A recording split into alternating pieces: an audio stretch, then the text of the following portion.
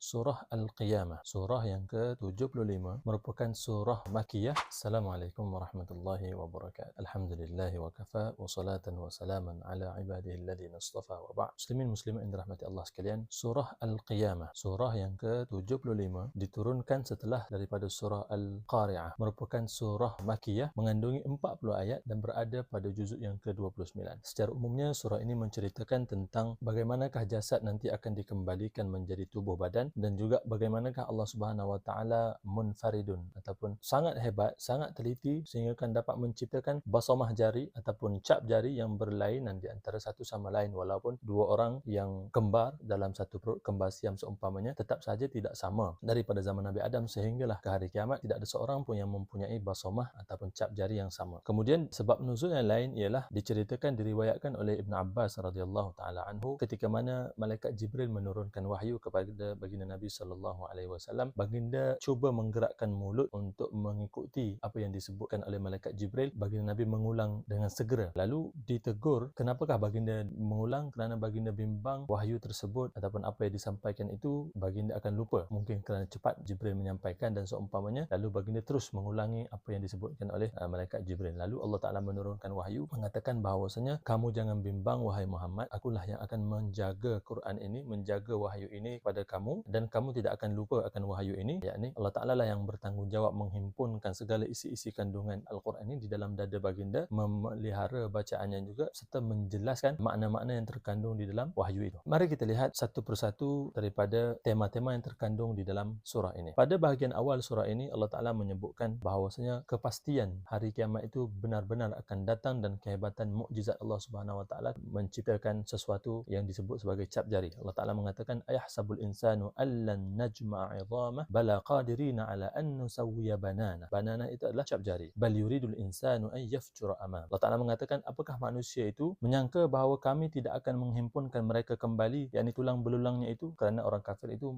mempersoalkan baginda Nabi, bagaimana setelah kami menjadi tulang belulang, lalu kami akan dibangkitkan kembali menjadi orang seperti kami sekarang ini? Itu adalah satu perkara yang tidak dapat diterima oleh akal mereka. Allah Ta'ala mengatakan, bahkan Allah Ta'ala tersangat mampu untuk melakukan perkara tersebut. Lebih lagi, Allah Ta'ala boleh menciptakan susunan cap jari yang Allah Ta'ala telah ciptakan kamu itu menjadi sempurna seperti mana yang kamu punya sebelum ini. Yakni sedetail itu pun Allah Ta'ala boleh buat, apatah lagi nak menghimpunkan tulang belulang, menjadikan manusia mempunyai tubuh badan seperti ini. Allah Ta'ala lebih kuasa. Namun manusia terus-menerus melakukan maksiat, sehingga dalam umur-umur yang berbaki manusia masih lagi berkekalan dalam melakukan maksiat. Kemudian Allah Ta'ala mengatakan, la tuharrik bihi lisanaka lita'jala bih, inna alaina jam'ahu wa qur'anah, fa idza qara'nahu fatabi' qur'anah, thumma inna alaina bayanah. Allah Ta'ala menjelaskan bahawasanya pemeliharaan Al-Quran itu adalah tanggungjawab Allah Subhanahu Wa Ta'ala, dan adab bagi kamu wahai Muhammad dalam menuntut ilmu itu bagaimana? Allah Ta'ala mengatakan, janganlah kamu sekali-kali menggerakkan mulut kamu ataupun menggerakkan lidah kamu untuk menghafal Al-Quran dengan tergesa-gesa, kerana hendak cepat menguasai Al-Quran tersebut kerana takut lupa dan seumpamanya. Sesungguhnya kamilah yang bertanggungjawab untuk mengumpulkan Al-Quran itu di dalam dada kamu dan menjaganya. Fa idza qara'nahu fattabi' qur'ana. Apabila kami telah selesai membacanya, yakni Jibril telah selesai memberikan wahyu tersebut, maka bacalah, ikutlah bacaan tersebut dengan sempurna. Kemudian kamilah yang bertanggungjawab untuk menjelaskan makna-makna dan isi-isi kandungan yang terdapat di dalam Al-Quran ataupun wahyu yang telah kami sampaikan. Ini adalah satu bentuk pelajaran yang kita boleh ambil, bahawasanya di dalam kita belajar, kita harus mendengar dengan fokus terlebih dahulu. Jangan cepat untuk kita menyalin apa yang disebutkan oleh guru dan seumpamanya. Kita dengar dulu dan kita memahami, barulah kita kemudiannya menyampaikan kepada orang, kepada manusia, kepada makhluk dan seumpamanya. Maknanya kita harus terlebih dahulu menguasainya. Dalam belajar harus fokus mendengar, kemudian baru kita menulis, kemudian memahami, dan barulah kita sampaikan kepada manusia. Kemudian Allah Ta'ala juga menyebut, kalla bal tuhibbunal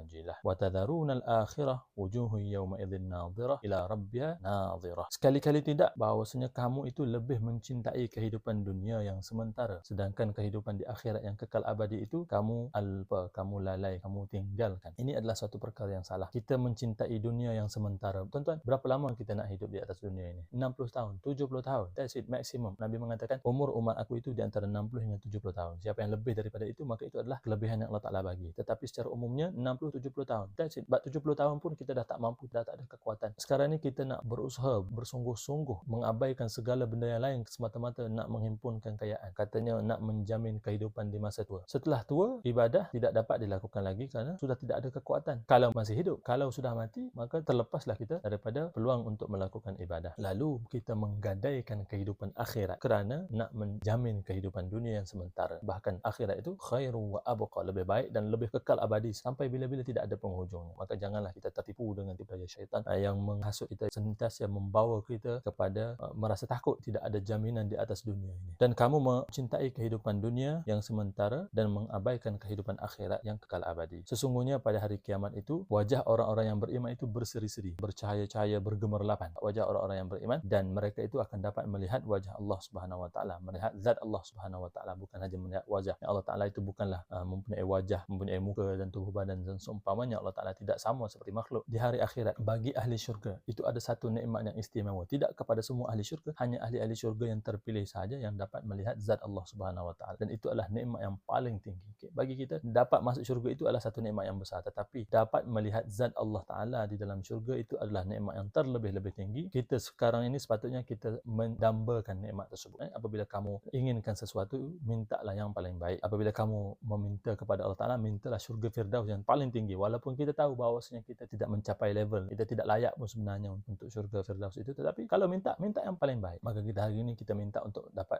melihat zat Allah Subhanahu wa taala di hari akhirat. Dan wajah orang kafir pada hari kiamat itu muram kerana mereka mendapatkan neraka yang Allah Taala telah janjikan kepada mereka dahulu. Nabi telah sampaikan kepada mereka, tetapi mereka mengingkari perkara tersebut, mendustai perkara tersebut. Jadi tuan-tuan, inilah di antara apa yang dapat kita sampaikan ataupun intipati yang dapat disampaikan daripada surah Al-Qiyamah ini. Mudah-mudahan kita dapat sedikit sebanyak manfaat daripada surah ini dan kita jadikan ia sebagai panduan di dalam hidup kita yang masih lagi berbaki. Kita tidak tahu bilakah kita akan mati. Yang masih berbaki ini, kita masih sihat, kita masih mempunyai kesihatan, mempunyai waktu, mempunyai kekuatan, maka kita rebutlah peluang ini untuk memperbanyakkan amalan, memperbaiki niat kita, mengikhlaskan niat kita semata-mata kerana Allah Taala. Apa saja amalan yang kita buat itu adalah untuk mendapatkan redha Allah Subhanahu wa taala. Wabillahi hidayah wa taufik. Wassalamualaikum warahmatullahi wabarakatuh.